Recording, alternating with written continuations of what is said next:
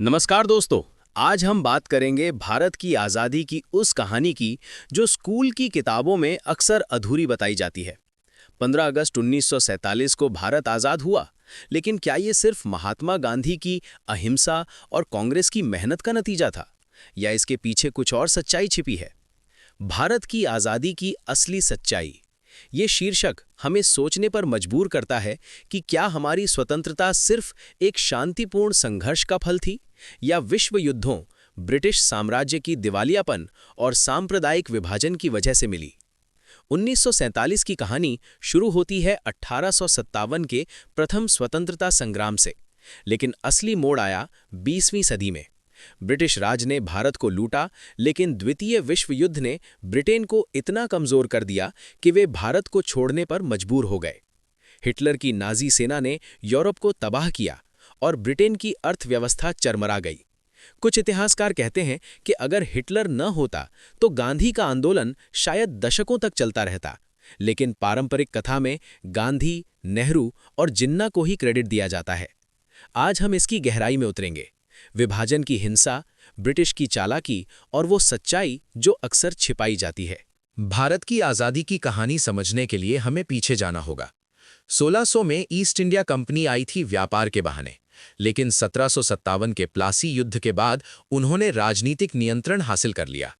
1857 का विद्रोह, जिसे ब्रिटिश म्यूटिनी कहते थे, ने उन्हें डराया और 1858 में ब्रिटिश क्राउन ने सीधा शासन शुरू किया। भारत ब्रिटेन का ज्वेल इन द क्राउन बन गया, जहां से वे कच्चा माल लूटते और तैयार माल बेचते। 20वीं सदी में राष्ट्रवाद उभरा। 1885 में इंडियन नेशनल कांग्रेस बनी। पहले सुधारवादी थी, लेकिन बाल गंगाधर तिलक, लाला लाजपत राय जैसे नेताओं ने इसे क्रांतिकारी बनाया। प्रथम विश्व युद्ध 1914 से 1918 में भारत ने ब्रिटेन की मदद की, लेकिन बदले में कुछ नहीं मिला। गांधी 1915 में दक्षिण अफ्रीका से लौटे और चंपारण, खेड़ा जैसे सत्याग्रह शुरू किए। 1919 का जलियांवाला बाग हत्याकांड, जहां जनरल डायर ने 379 निहत्थे लोगों को मार डाला, ने पूरे देश को जगा दिया। 1920 में असहयोग आंदोलन शुरू हुआ। लोगों ने ब्रिटिश स्कूल, अदालतें, कपड़े बॉयकॉट किए, लेकिन चौरी चौरा की हिंसा के बाद गांधी ने इसे रोका। फिर 1930 का नमक सत्याग्रह, दांडी मार्च, जहां गांधी ने समुद्र से नमक बनाकर ब्रिटिश कानून तोड़ा। लाखों गिरफ्तार हुए, लेकिन दुनिया का ध्यान आकर्षित हुआ। मुस्लिम लीग मोहम्मद अली जिन्ना के नेतृत्व में अलग मुस्लिम राष्ट्र की मांग करने लगी। 1935 का गवर्नमेंट ऑफ इंडिया एक्ट आया, लेकिन असली बदलाव द्वितीय विश्व युद्ध से आया। द्वितीय विश्व युद्ध 1939 से 1945 ने ब्रिटेन को तोड़ दिया। भारत ने 25 लाख सैनिक दिए, लेकिन ब्रिटिश ने बिना पूछे भारत को युद्ध में घसीटा। गांधी ने क्विट इंडिया आंदोलन 1942 शुरू किया, करो या मरो का नारा। लाखों गिरफ्तार, लेकिन युद्ध ने ब्रिटेन की अर्थव्यवस्था नष्ट कर दी। युद्ध के बाद लेबर पार्टी की सरकार आई, जो साम्राज्यवाद से थक चुकी थी। एटली सरकार ने माना कि भारत को नियंत्रित रखना असंभव है, आर्थिक रूप से और सैन्य रूप से। यहां असली सच्चाई शुरू होती है। कई इतिहासकार मानते हैं कि गांधी की अहिंसा से ज्यादा हिटलर की वजह से आजादी मिली। WWII ने ब्रिटेन को दिवालिया कर दिया। उनका कर्ज 21 बिलियन पाउंड हो गया। अमेरिका ने लैंड लीज एक्ट से मदद की, लेकिन बदले में साम्राज्य छोड़ने का दबाव डाला। अगर युद्ध न होता, ब्रिटेन भारत को दशकों तक रखता। गांधी का योगदान बड़ा था, लेकिन वो अकेला फैक्टर नहीं। सुभाष चंद्र बोस की आजाद हिंद फौज ने भी दबाव बनाया। जापान की मदद से उन्होंने ब्रिटिश सेना को चुनौती दी। 1945 में युद्ध खत्म हुआ और ब्रिटेन ने कैबिनेट मिशन भेजा। कांग्रेस और मुस्लिम लीग में समझौता नहीं हुआ। जिन्ना ने डायरेक्ट एक्शन डे 16 अगस्त 1946 घोषित किया, जो कलकत्ता में भयानक दंगों में बदल गया। 4000 मरे। सांप्रदायिक हिंसा फैली, बिहार, नोआखाली, पंजाब। ब्रिटिश ने माना कि एकीकृत भारत असंभव है। 3 जून 1947 को माउंटबैटन प्लान घोषित हुआ, भारत और पाकिस्तान का विभाजन। सीमा तय करने के लिए रैडक्लिफ कमीशन बना, लेकिन जल्दबाजी में लाइन खींची गई।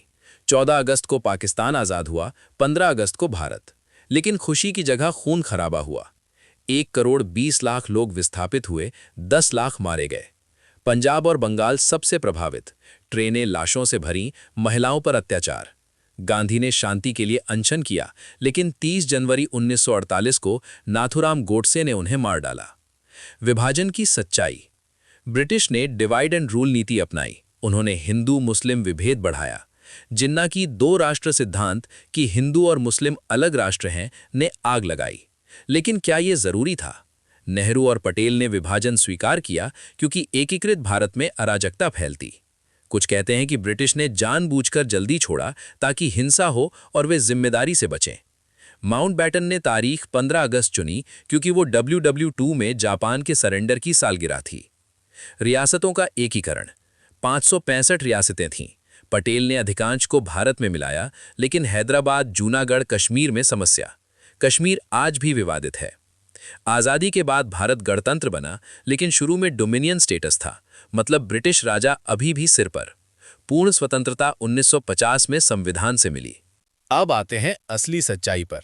पारंपरिक कथा कहती है कि गांधी की अहिंसा ने ब्रिटिश को भगाया, लेकिन सुस्मित कुमार जैसे लेखक कहते हैं कि हिटलर ने ब्रिटेन को दिवालिया किया, जिससे वे भारत छोड़ने पर मजबूर हुए। WWI2 के बिना गांधी का आंदोलन लंबा चलता। ब्रिटेन ने भारत से $45 ट्रिलियन लूटे आज के मूल्य में, लेकिन युद्ध ने उन्हें कमजोर किया। दूसरी सच्चाई, विभाजन में ब्रिटिश की भूमिका। वे जानते थे कि हिंसा होगी, लेकिन 1947 में जल्दी छोड़ दिया क्योंकि घर में चुनाव थे और अर्थव्यवस्था टूट रही थी। अमेरिका और सोवियत संघ का दबाव भी था। डीकोलोनाइजेशन का दौर। तीसरी, गांधी का योगदान बड़ा, लेकिन भगत सिंह, चंद्रशेखर आजाद जैसे क्रांतिकारियों को भुलाया जाता है। बोस की INA ने ब्रिटिश सैनिकों में विद्रोह पैदा किया। नेहरू ने कहा कि INA ट्रायल ने आजादी तेज की। चौथी, आर्थिक सच्चाई। आजादी के बाद भारत गरीब था। ब्रिटिश ने फैक्ट्रियां नहीं बनाई, सिर्फ लूटा। नेहरू की सोशलिस्ट नीतियां आईं, लेकिन विभाजन ने अर्थव्यवस्था बांट दी। पाकिस्तान को जूट मिला, भारत को कपास, दोनों अधूरे। पांचवीं, विश्व की प्रतिक्रिया। अमेरिका ने स्वागत किया, लेकिन ब्रिटिश प्रेस ने दुख जताया। सोवियत ने इसे साम्राज्यवाद की हार कहा, लेकिन हिंसा पर सभी चिंतित थे। कुछ विवादास्पद दावे। क्या आजादी ट्रांसफर ऑफ पावर थी या असली स्वतंत्रता? कुछ कहते हैं कि ब्रिटिश ने नेहरू को चुना क्योंकि वे गांधी से डरते थे, लेकिन सबूत कम है। 1947 की कहानी खुशी और दर्द की है। आजादी मिली, लेकिन कीमत भारी थी। असली सच्चाई ये है कि ये सिर्फ एक आदमी या आंदोलन का नतीजा नहीं, बल्कि वैश्विक घटनाओं, आर्थिक दबाव और आंतरिक विभेद का परिणाम था। आज हमें इससे सीखना चाहिए, एकता की कीमत, सांप्रदायिकता का खतरा और इतिहास को संतुलित देखना। भारत आज विश्व शक्ति है, लेकिन 1947 की जड़ें हमें याद दिलाती हैं कि स्वतंत्रता आसान नहीं होती। धन्यवाद सुनने के लिए।